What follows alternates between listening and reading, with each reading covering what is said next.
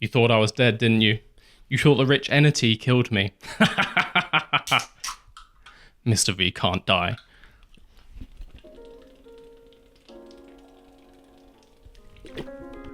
No, I just took a little break and now I am back right in time for silly season.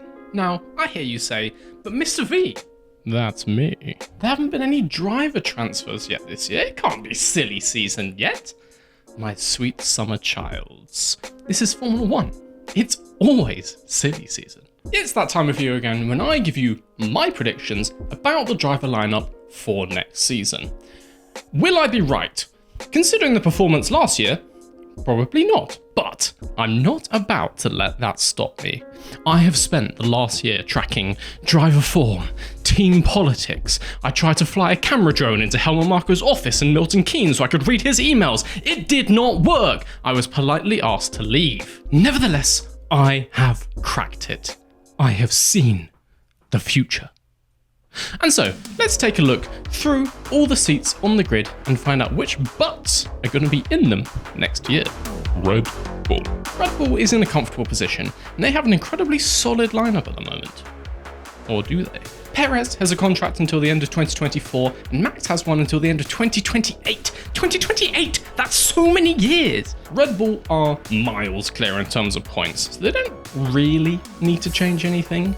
But if you want to stay at the top in Formula 1, every single part of your team has to be performing.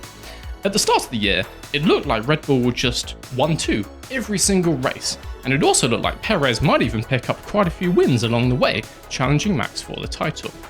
He got 2, he did win 2, but since that point, Red Bull is not happy losing a Constructors' Championship because Mercedes keeps getting 2nd and 3rd every race, and their second driver is coming in like 6th. And well, it's starting to look like Mercedes could start to get 2nd and 3rd every race, and Perez is finishing...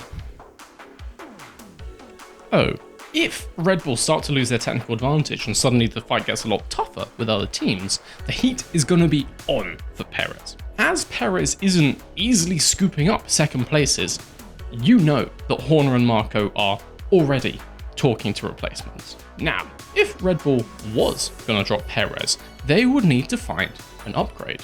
They would need to find a younger driver who has already shown incredible pace, who has shown they can put in consistent finishes lower down the grid, someone fresh, someone marketable, someone who we know looks good in Navy. Now, is there anyone like that on the grid?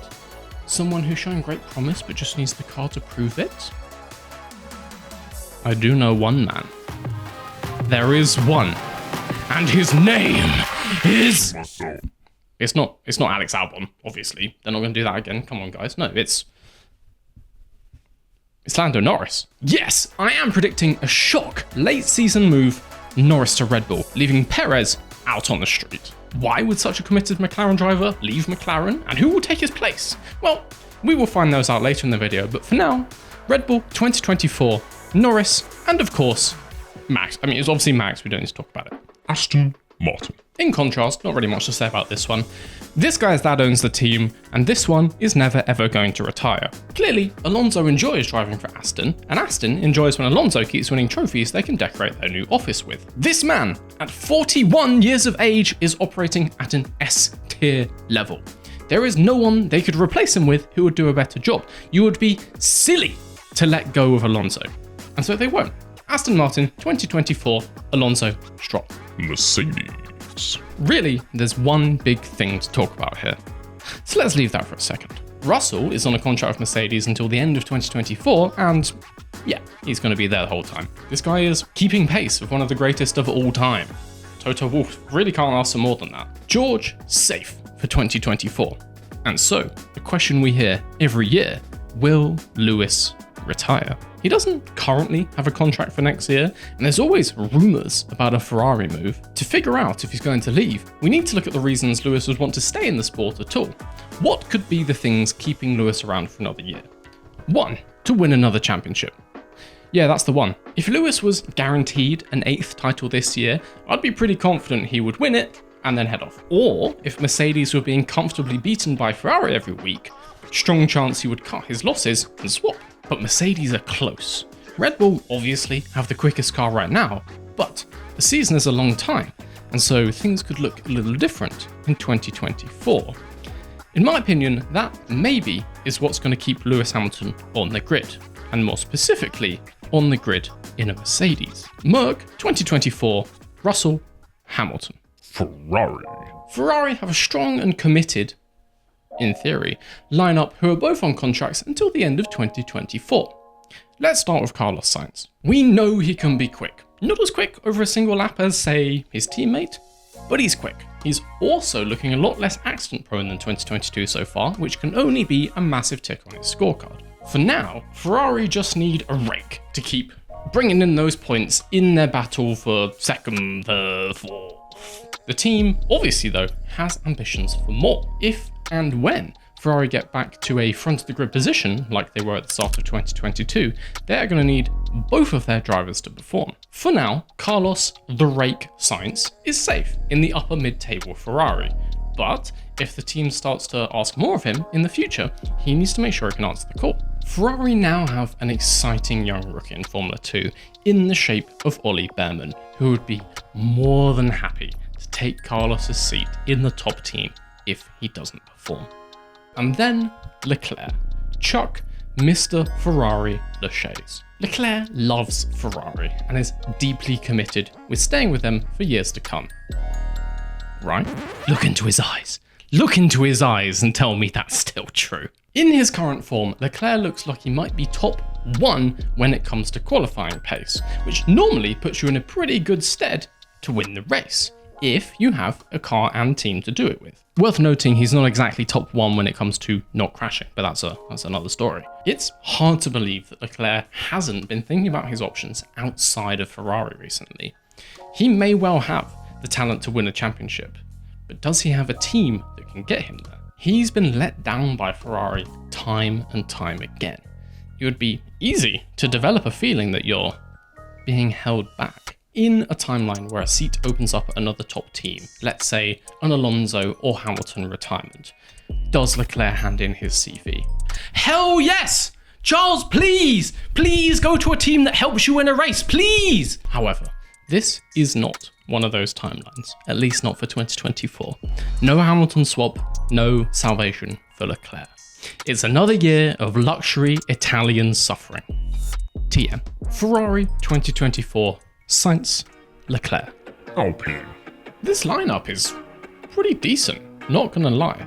Both drivers at Alpine have a contract for next year, and both are performing at solid levels. Gasly's doing pretty good at his new team, and Ocon recently has been putting in bangers. The Alpine has no reason to complain about their current lineup. Well, they could complain about Australia. I get the feeling Otmar Zafnauer complained a little bit after Australia, but other than that, both of these drivers earning their paychecks. At the same time, Alpine doesn't really have anyone they could put into these seats if they wanted to.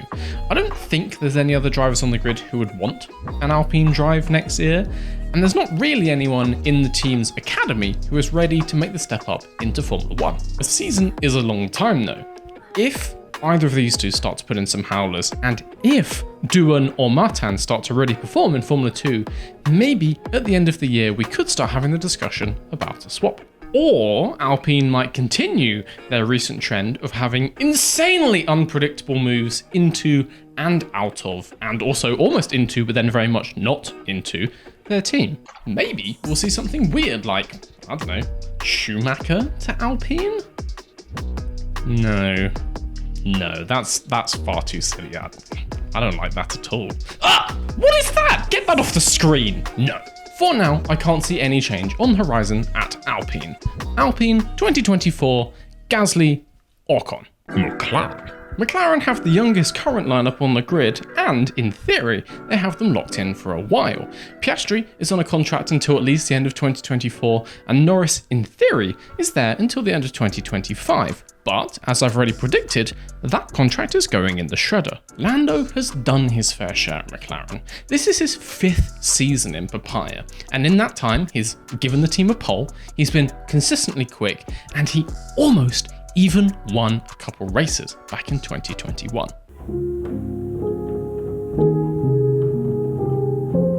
Lando has given everything to McLaren, and in return, they have given him the 6th best car on the grid. He needs to be honest with himself about his chances of ever winning a championship if he stays in McLaren. Lando knows he's quick enough to do it if he had a better car.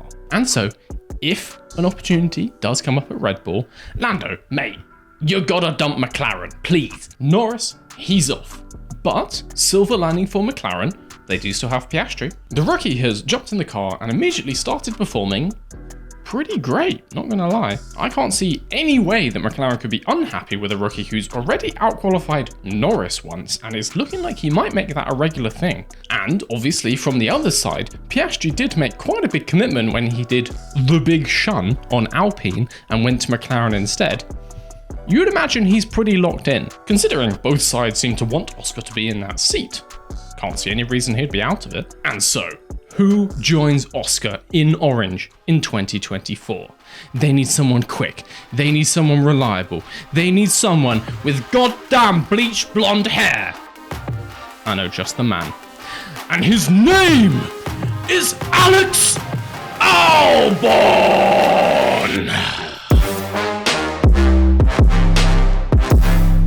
Alex is in form, doesn't really have any ties to any other teams apart from his contract at Williams, and so why not? He's exactly the kind of driver McLaren seem to want. Marketable, quick. Perfect fit, if you ask me. McLaren 2024, Piastri, and Albon. Alfa Romeo. 2023 is supposed to be the last year that this team is called Alfa Romeo. Next year, it's back to Sauber, one of the many steps on the road to becoming Audi 2026. There's already been a lot of changes at this team off the track, but are we about to see some changes on it? Zhou is now in his 2nd season of Formula 1 and he's looked solid so far. He seems to largely be getting the most out of the car, and, as I've mentioned before, he is super important to the team in terms of their wider marketing strategy and Audi takeover. China is a huge market for luxury Western car brands nowadays, and having a Chinese driver in an Audi is going to help your sales. That's just how Formula 1 works sometimes. But also, I'm not begrudging it, Zhou has shown that he thoroughly deserves this seat for a few years to come, I would say. And so, will Zhou go? You know, although he could undergo more growth, no, it's status quo at Alfa Romeo when it comes to Zhou. And so, Bottas's form is currently for a driver who is typically much stronger at the start of a season. This is your strong half of the season? Really, Valtteri? Holy moly. In my opinion, Bottas is not showing enough of the veteran reliability on track that he would need for a team to keep him around. It's not clear whether Bottas has a contract or not for next year, but either way, my prediction is that Bottas is no longer with Alfa for 2024. The on-track magic just isn't there.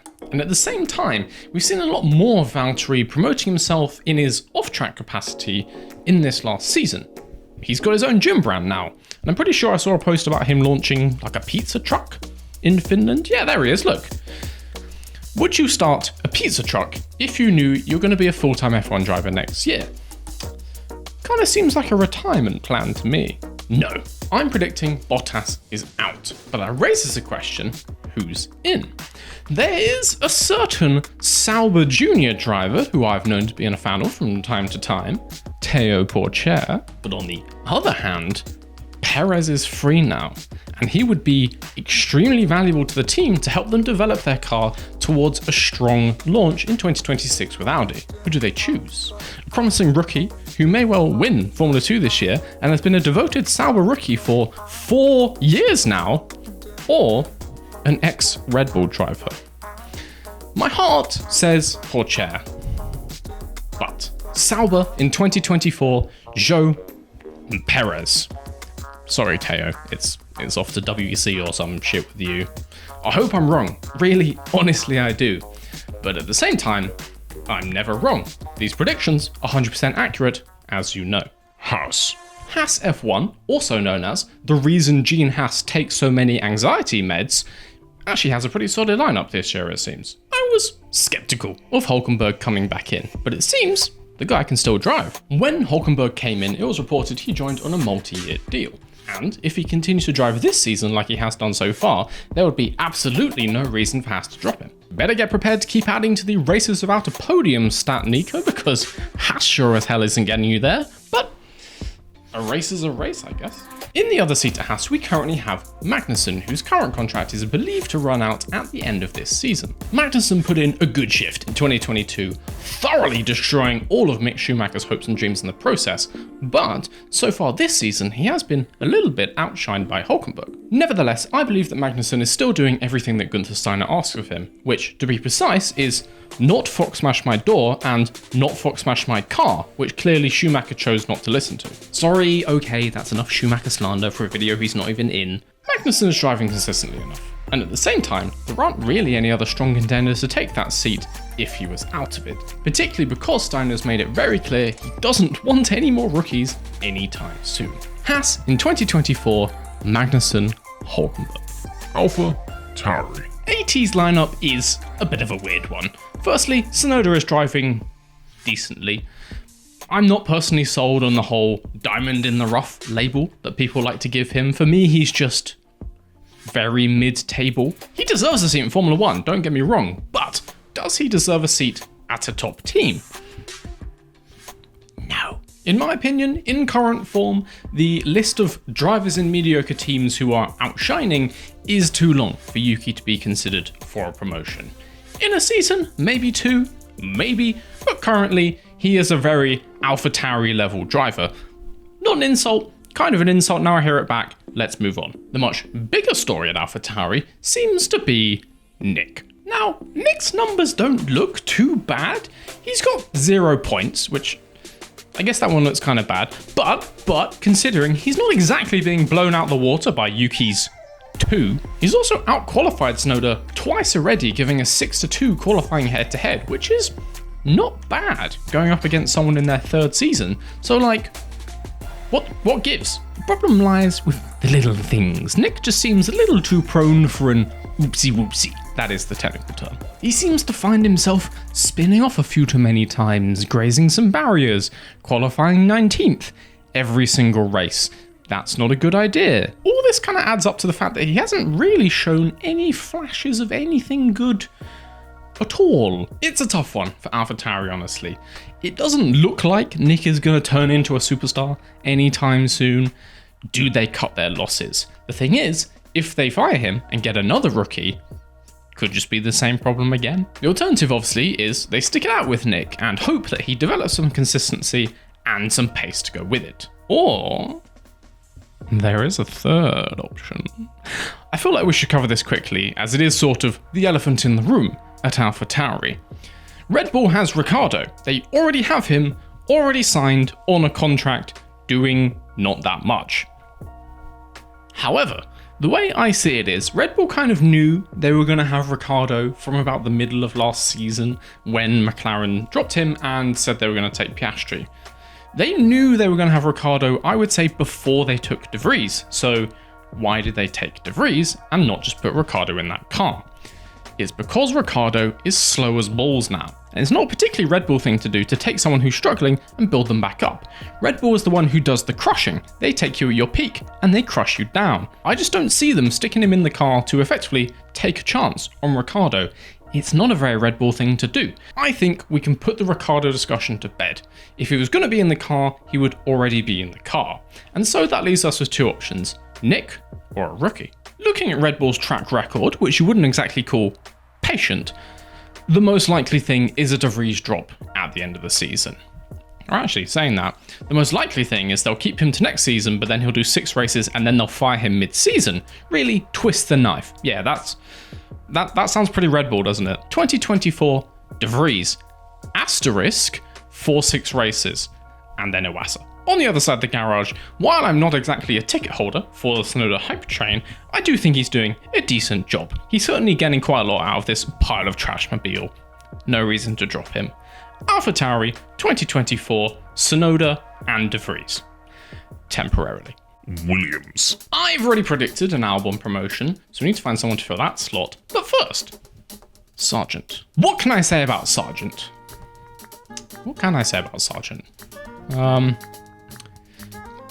He's just sort of there. He's not particularly quick or particularly consistent, but then again, I don't think anyone really expected him to be.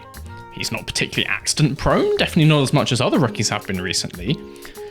I don't really have anything good or bad to say about Sargent. Logan Sargent, the human equivalent of a participation trophy. Is that what Williams needs? No. Is it what they deserve? Sort of, yes. My belief is that Williams and Sargent will continue their marriage of meh for another year. And so, let's look at the other side of the garage. Bottas is now a free agent, and honestly, he would be a great fit for the team. He used to drive for Williams, and so likely still knows quite a few people. Makes it easy to slot right back in. He's obviously a proven talent and should be able to help them develop technically, particularly with lots more knowledge of a Mercedes powertrain now. This makes a lot of sense. There's also Ricciardo, but Williams can barely afford to pay for computer software for their engineers, so I get the feeling they can't exactly afford him. And also, is blowing millions of pounds on a probably out of form Ricciardo to drive your shitbox a good idea? No. They need someone reasonably priced who's just going to put their head down and help develop the car. Bottas is the smart choice. What the? Ah! Oh god. Oh no. Please, no, he's so mid. Toto, please don't make Williams run Schumacher, please! As a customer team of Mercedes, and considering they need someone on the cheap for next year, it's seeming increasingly likely that Williams and Toto will strike up a deal to stick Schumacher in the battery wagon next year. It's likely they could get Mercedes to pay basically all of his paycheck, and it's the kind of goodwill gesture that means Mercedes don't start forgetting to send you engine upgrades through the next season. Personally, I would like to see someone else in this seat, but I don't make the rules here, guys. I just stare into the void that is the future of Formula One, and I tell you what I see. And I see Schumacher. Schumacher and Sargent at Williams 2024 rounds off our grid for next year.